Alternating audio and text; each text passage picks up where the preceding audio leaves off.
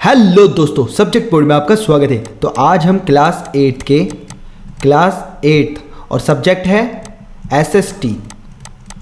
जो इस सेशन का आपका फाइनल एग्जाम होने वाला है, इसके रिगार्डिंग हम एसएसटी का एक बेस्ट सैंपल पेपर लेकर आए हैं, जो कि आपके एग्जाम पॉइंट ऑफ व्यू से काफी इंपॉर्टेंट रहने वाला है। दोस्तों, इससे पहले हम सैंपल पेपर को सोल्व करें, आपने यदि चैनल को सब्सक्राइब नहीं करा है तो सब्सक्राइब जरूर कर दीजिएगा, जिससे आपको इसी तरह के सैंपल पेपर्स की अप टू डेट जानकारी मिलती रहेगी। हाँ, ये कर लो पहले। तो दोस्तों, अब हम सैंपल पेपर को शुरू करते हैं। देखो, इसमें सबसे पहले आपको एमसीक्यूज मिलेंगे, ठीक है, और फिर उसके बाद 1 मार्क्स के मिलेंगे, और फिर 3 मार्क्स एंड 5 मार्क्स। ओके, अब देखो, सबसे पहला क्वेश्चन है the battle of Plassey was fought in 1756 between whom। ठीक है, तो इसमें से ऑप्शन में से टिक करना है। देखो, the British and the French, the Dutch and the Mughal, the British and the Bengal Nawab, the French and the Bengal Nawab. तो इसका सही आंसर क्या होगा? C, the British and the Bengal Nawab. ठीक है, अब देखते हैं next question. The grease cartridge given to the Indian soldiers had to be bitten off before it was loaded into the rifle. The grease was made of। तो ये Greece किसकी बनाई हुई थी? तो वो पिग और किसकी बनाई गई थी? देखो, ये काउ और पिग की बनाई गई थी। फैट ऑफ काउ इसका इस्तेमाल किया गया था, fat of cow and pig का। ओके, तो इसका आंसर डी हो जाएगा। नेक्स्ट क्वेश्चन है रविन्द्रनाथ टैगोर स्टार्टेड द शांति निकेतन इन। ठीक है, तो ये कहाँ पर शुरू करा गया था वो हम बताते हैं, कब करा गया था ये बताना है हमको। ठीक है, 1899, 1900 और 1901 एंड 1902। तो इसका सही आंसर क्या होगा? 1901। ओके, अब देखते हैं नेक्स्ट क्वेश्चन। तो देखो, नेक्स्ट क्वेश्चन के लिए हम नीचे जाएंगे। देखो, नेक्स्ट क्वेश्चन देखते हैं। तो देखो, नेक्स्ट क्वेश्चन है आपके पास, Congress adopted the aim of Purna Swaraj in 1929 under the presidentship. ठीक है, तो इसमें से सुभाष चंद्र बोस, सरदार वल्लभ भाई पटेल, महात्मा गांधी, पंडित जवाहरलाल नेहरू। तो इसका सही आंसर आएगा आपका डी। ठीक है, पंडित जवाहरलाल नेहरू। ठीक है, अब देखते हैं नेक्स्ट, कंप्लीट द स्टेटमेंट। ठीक है, तो इस स्टेटमेंट को हमें कंप्लीट करना है। तो इसमें लिख रखा है बायोटिक रिसोर्सेज आर। ठीक है, ए लिख रखा है derived from living things, made by human beings, derived from non living things, और इसमें मेड बाय एनिमल। ठीक है, तो बायोटिक क्या होता है? Derived from living things. तो इसका करेक्ट आंसर क्या हो जाएगा? ए हो जाएगा। ठीक है, अब देखते हैं next, slash and burn agriculture refers. तो स्लैश एंड बर्न एग्रीकल्चर वो रेफर करेगा। देखते हैं ऑप्शन, देखते हैं, intensive farming, primitive farming, shifting agriculture and plantation agriculture. तो इसका सही आंसर क्या आएगा? Shifting agriculture. ओके, अब देखते हैं नेक्स्ट क्वेश्चन। तो थोड़ा हम नीचे ले लेते हैं। देखो, अब आपके पास क्वेश्चन है ये वाला, which one of the following is a joint sector industry. ठीक है, तो इसमें दे रखा Tata iron and steel industry, basket weaving और मारुति उद्योग limited and Hindustan aeronautics limited. ठीक है, तो इसका सही आंसर आपका क्या आएगा? मारुति उद्योग लिमिटेड, ये इसका सही आंसर होगा। इसके बाद देखो, 8th क्वेश्चन है, which are the 3 main factors that cause population change. ठीक है, तो पॉपुलेशन चेंज में मेन फैक्टर क्या है आपके, कौन कौन से? देखो, इसमें birth, death and marriage, birth, death, migration, birth, death and life expectancy and none of these. तो इसका सही आंसर क्या आ जाएगा आपका? देखो, बर्थ, डेथ एंड माइग्रेशन। तो इसका करेक्ट आंसर बी हो जाएगा। ओके, अब देखते हैं नेक्स्ट। तो नेक्स्ट के लिए नीचे चलना पड़ेगा हमको थोड़ा। देखो, ये देखो 9th क्वेश्चन है हमारे पास, how many languages are accepted in the Indian constitution. तो इंडियन कॉन्स्टिट्यूशन में कितनी लैंग्वेजेस को एक्सेप्टेड किया गया है? तो वो सही आंसर है 22। ठीक है, ये आपको फैक्ट है, ध्यान रखना है। ठीक है, अब नेक्स्ट क्वेश्चन है, देखो ये वाला। ठीक है, इसमें बता रखा है Hindu succession amendment act 2005 lays down that. तो ए दे रखा है sons, daughter and their mother can get equal share in family property, only son can get a share in the property, only sons and daughters can get a share in the property, only sons and mother can get a share in the property। तो इसका सही answer क्या होगा ABCD में से? देखो, इसका सही आंसर होगा ये वाला, जो शुरू वाला होगा वो ये सही आंसर हो जाएगा, sons, daughter and their mother can get equal share in family property. Okay, ये वाला एक्ट अमेंडमेंट जो चेंज हुआ था वो ये वाला है। ठीक है, अब देखते हैं 11th क्वेश्चन। देखो, 11th क्वेश्चन है आपके पास। देखो, इस तरह से लिख रखा है इसमें, about what percent of India's population was formed by मुस्लिम। ठीक है, about what percent of India's population was formed by मुस्लिम 2001। तो मुस्लिम के अकॉर्डिंग हमको बतानी है। ठीक है, तो ये 13.4, 13.8, 14.2 एंड 13.2, तो इसका सही आंसर क्या आ जाएगा 13.4%। ठीक है, ये वाला इसका सही करेक्ट आंसर होगा। फिर इसके बाद आपके पास है question, to enforce the rule we have. ठीक है, ए दे रखा है courts, B judiciary, C minister and police. तो इसका सही आंसर क्या हो जाएगा judiciary. The enforce the rule we have, तो इसका सही आंसर जुडिशरी आएगा। ठीक है, अब थोड़ा नीचे चलते हैं और इनको करते हैं। ठीक है, ये हो गए 1 मार्क्स वाले, अब ये 3 मार्क्स वाले। ओके, देखो, how did development of cotton industries in Britain affect textile producer in India. ठीक है, तो इसमें देखो हाउ डिड मतलब कैसे कर रहा था। ठीक है, तो ये हमको बताना है, cotton industry in Britain affect textile producers in India. तो देखो इसके क्वेश्चन के आंसर को आप कैसे लिखेंगे अपने एग्जाम में। देखो इसमें पॉइंट वाइज लिखेंगे, तो मैं आपको सीधा आंसर बता देता हूँ। ठीक है, तो इस तरह से आप आंसर लिखेंगे इसमें 13 का। ठीक है, 13 का आंसर आप इस तरह से लिखेंगे, देखो ये रहा। ठीक है, इसमें फर्स्ट पॉइंट लिखेंगे, Indian textiles had to complete with British textile in the European and American market. First point ये लिख देना। सेकंड लिखना, exporting textiles to England became very difficult due to high duties imposed on the Indian textile. Third point लिख देना, English and European companies stopped buying Indian goods and giving advances to the weavers. ठीक है, और fourth लिख देना, by the 1830s as the British cotton, ठीक है, इस तरह से thousands of weavers became unemployed. तो ये इस तरह से पॉइंट आप लिखे आएंगे। ठीक है, इसका आप स्क्रीनशॉट भी खींच सकते हो, डायरेक्ट यहाँ से आप फोटो खींच के डायरेक्ट याद कर सकते हो। ठीक है, आपको लिखने की जरूरत नहीं है, सीधा दिमाग में ले जाओ। ठीक है, अब देखो 14 क्वेश्चन देखते हैं हमारे पास। तो देखो 14 क्वेश्चन है, how did the partition affect life in Delhi. तो इसके आंसर में देखो क्या लिखेंगे आप 14 में, देखो इस तरह से, partition affected life in Delhi following ways. ठीक है, सबसे पहले fierce not began in Delhi. ठीक है, thousand of people in Delhi were killed. ठीक है, loss of houses were looted and burned, a large number of Sikhs and Hindus came to Delhi. ठीक है, इस तरह से आप ये सारे पॉइंट्स लिख देंगे अपने एग्जाम में। ठीक है, ठीक है, अब देखते हैं नेक्स्ट क्वेश्चन 15। देखो, why did the British preserve official document.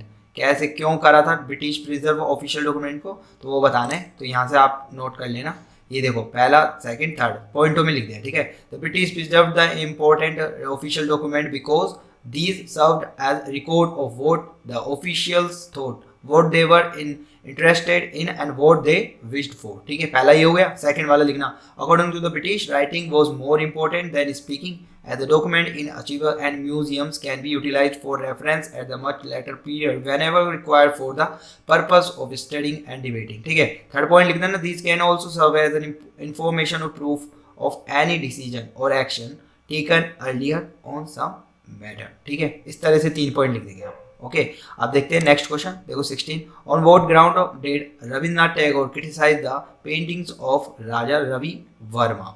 ठीक है, तो इसमें आप क्या लिखेंगे, देखो ये रहा, इसमें भी आप पॉइंट वाइज लिख देंगे। तो Raja Ravi Varma master of the western act of the oil painting and realistic life study but painted the themes based on Indian mythology. Rabindranath Tagore rejected this art of Ravi Varma का। ओके, तो इसमें पहला आपका इसमें लिखना है, according to him Ravi Varma art was imitative and westernised. ठीक है, इसमें सेकंड लिखेंगे, Rabindranath Tagore declared that such a style was unsuitable for depicting the nation's ancient myths and legends. ठीक है, और थर्ड पॉइंट यहाँ से लिख देना, Rabindranath Tagore felt that a genuine Indian style for painting had to draw inspiration from non-Western art tradition and try to capture the spiritual essence. ठीक है, इस तरह से आप ये रविन्द्रनाथ टैगोर का इसमें लिख सकते हो 16 का आंसर। ओके, अब देखते हैं 17। देखो क्वेश्चन है, explain briefly the terms resource conservation and sustainable development. तो इसमें आप क्या लिखेंगे, ब्रीफली बताना है आपको, तो ये बता देना। देखो, रिसोर्स कंजर्वेशन में लिखेंगे means using resource carefully and giving them time to get renewed. ठीक है, टाइम लिमिटेड करना है आपको भी। और इसमें सस्टेनेबल डेवलपमेंट में balancing the need the use of resources at present and also conserving them for the future is called the sustainable development. ये वाला आप लिख देंगे। ठीक है, इस तरह से इन दोनों का लिख देंगे। अब देखते हैं 18 क्वेश्चन। तो 18 on the basis of raw material describe any 3 types of industries with examples. तो इसमें आप 18 में लिखेंगे, देखो agro based industry, mineral based industry and forest based industry. तो यहाँ से आप नोट कर सकते हो। ठीक है, 19th क्वेश्चन है, what would be the shape of the population pyramid if the country has both high birth rate and high death rate? ठीक है।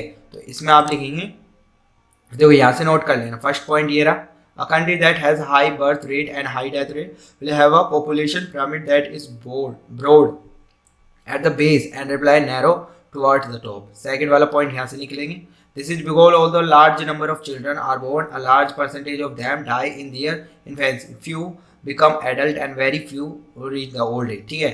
थर्ड में लिखेंगे, फॉर एग्जाम्पल केनिया वो has a high birth rate as well as a high death rate. ठीक है, यहाँ से आप ये सारे पॉइंट बता सकते हो। अब देखो 20 क्वेश्चन है, who is the prime minister, what role does he play in the functioning of the country. तो प्राइम मिनिस्टर की हमें बताना है कौन होता है प्राइम मिनिस्टर और उसकी फंक्शनिंग क्या होती है। तो देखो यहाँ से लिख देंगे 3 पॉइंटों में, the prime minister is leader of the ruling party in Lok Sabha. Okay, first point हो गया। From the MPs who belong to his party, the prime minister selected minister to work with him to implement decisions. Second ये हो गया। Third ये लिखने, these ministers take charge of different areas of government functioning such as health, education, etc. तो मतलब वो control करता है। ठीक है, इस तरह से। अब देखते हैं नेक्स्ट। तो नेक्स्ट क्वेश्चन है आपके पास, what would be the shape of population pyramid be। ठीक है, ये तो हो गया आपका, 20 भी हो गए। ठीक है, अब आपको 21 वाला बताना है, describe the functions of judiciary। Judiciary के फंक्शंस क्या होते हैं तो वो देखते हैं। तो इसमें आपका जुडिशरी के फंक्शन देखो, डिस्प्यूट रिजोल्यूशन, ठीक है, जुडिशियल रिव्यू और upholding the law and enforcing fundamental right. अब इनके बारे में एक्सप्लेन कर देंगे थोड़ा थोड़ा। ठीक है, इस तरह से आप देख सकते हो। ठीक है, वीडियो पॉज करके आप इसको पढ़ लेना। ठीक है, आप देखते हैं 22। तो नेक्स्ट क्वेश्चन हमारे 22, what is reservation, how Dalit are confronting marginalisation. ठीक है, इसमें आप क्या लिखेंगे रिजर्वेशन के बारे में, देखो 22। ठीक है, तो 22 में आप ये लिख देना ए और बी पॉइंट करके। ठीक है, reservation is securing of a seat by law in education and government employment for the deprived and unprivileged classes and people. ठीक है, बी वाले पॉइंट में लिख देना दलित एंड। ठीक है, इस तरह से इसको लिख देंगे, 2 पॉइंट लिख देंगे आप। ठीक है, ये वाले यहाँ पे वीडियो को पॉज करके पढ़ सकते हो आप। ठीक है, अब देखते हैं next 23, how can laws ensure that markets work in a manner that is fair, give 2 reason to support your answer. तो इसमें आप क्या लिख के आएंगे, देखो 23। तो 23 में आप 3 पॉइंट लिख देंगे। ठीक है, यहाँ से आप तीनों पॉइंट लिख देंगे। 24 देखते हैं। 24 क्वेश्चन है, in the British period what new opportunity opened up for people who came from caste that were regarded as low. ठीक है, इसमें आप क्या लिखेंगे ब्रिटिश का।